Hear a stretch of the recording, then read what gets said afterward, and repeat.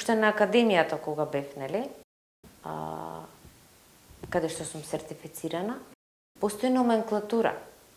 Како вас тоа што ви се случува на душата, обично се означува некаде горе, доколку тоа ви се повторува подолг период, се манифестира на вашето тело. Имаме точна номенклатура, кој симптом по анатомијата на телото, каде се рефлектира и што тој предизвикува. Доколку вие не превземете ништо, од тој симптом преминува во хронична болест. Од хронична болест преминува во да дојдете вие во многу тешка здравствена ситуација, одејќи по редовните канали, да речеме здравствениот систем не разговара за вие како се чувствувате и што вас ви се случило. Вие одите на доктор, докторот вели или операција или имате алгоритам лекови, имате тие. Никој со вас не се занимава како ви вас на душата.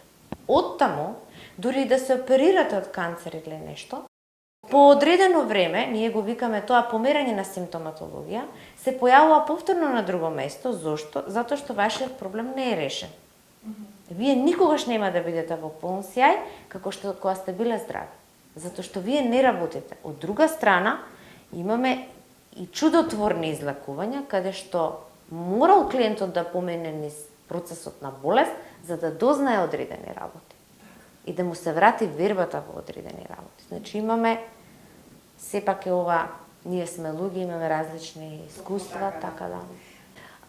Основен предуслов за да биде успешна оваа метода е колку клиентот е отворен за некое ново спознание, затоа што сите информации доаѓаат преку устата на клиентот. Јас еден збор не кажу. Кога ќе ја добие снимката аудио, клиентот нема кого да обвини.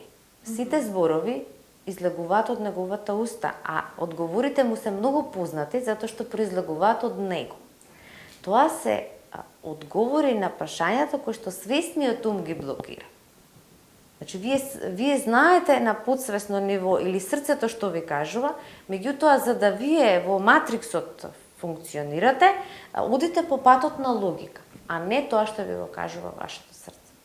Добивате информации онолку колку што сте вие спремни да ги примите. Повеќе од тоа нема да добиете, затоа што тоа ми е многу често прашање, дали ќе добијам некои информации кои што не можам да ги поднесам. Нема да добиете. Значи, одредени прашања немаат одговор, затоа што вибрацијски вие, пошто не може во универзумот работи на математика и физика и нема таму јас ја познавам Валентина или јас овој преку ред. Значи, таму е на вибрационо. Вие добивате онолку колку што може да примите. Не повеќе од тоа.